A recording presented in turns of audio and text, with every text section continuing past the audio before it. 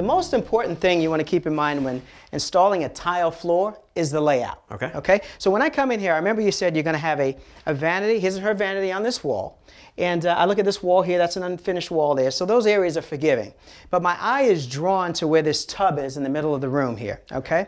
So what I want to make sure of when I put the tile in is I want to have a nice even line right across the front of that wall. Okay. Okay? So in order to do that, what we're going to have to do is we're going to have to take equal distant measurements off the outside wall. Okay? And then once we do that, we're going to determine where that line is going to be. We're going to snap a line, and that's going to be the line that we work from in installing the tile in your bathroom.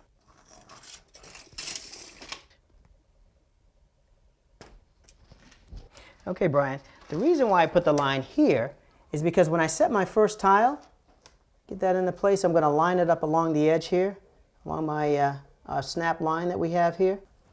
What's going to happen is when I go to put my next piece in here, line those up, line that up along that line there, nice.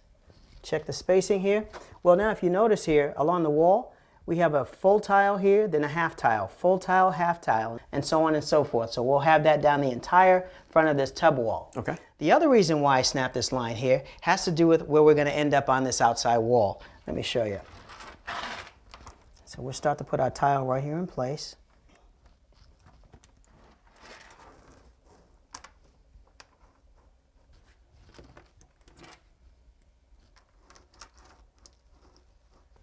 Fit that in there nice. And now what I did is I cut half a sheet, okay? And I cut that so that fits in here nice. So now I'll be able to use the piece that I cut off from my next piece to end up the next piece as I come up the row here. And that fits in there perfectly, and what that does is that minimizes waste. That's a really good tip. So now, with that being said, I think we're all set to start mixing up some thinset and installing some tile. Let's install some tiles. All right, great.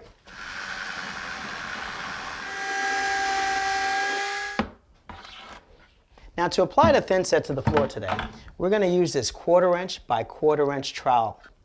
And the reason we're going to use this trowel is because the tile that you're using is such a small tile and has a lot of grout lines, and I want it to go down nice and neat. So I don't want to have a lot of thinset oozing in between the tiles. Okay, yeah. Okay? So what we're going to do now is we're going to get ready to go ahead and apply the thinset to the floor. All right. So now as I apply the thinset, I'm going to hold the trowel at a 45-degree angle so that I can get the right amount of thinset on the floor. I want to make sure my line stays exposed. I don't want to cover my line. Okay, we're going to start with putting our first piece in place here. Okay, we want to keep that right on the line. Take my float, just to kind of give it some even pressure. Just watch your spacing, put it right there on the line. It seems like once you have the layout all set up, they go down pretty easy. Oh yeah, absolutely. You're doing an excellent job. Now the next thing we got to do is cut around that toilet flange. Okay. So let me get right in there and take a few measurements here so we can get that piece ready to go in next. I've got about a good 5.5 inches there on the side, and I've got about 3 3/4 inches here. Okay. So now we got our line here roughly about where that flange is. So we're going to cut all these pieces out that are affected by this line. You can take that piece there and go ahead and set it in. Got it. Now the pieces that go along here, I pre-cut those pieces on my wet saw.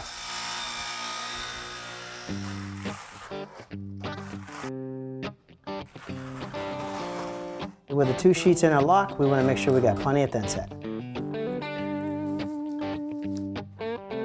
So we're not tiling the shower, right? No, I have a 1-piece fiberglass pan that we're putting in, so we're done in there. Okay, great. So that's going to make our job a lot easier.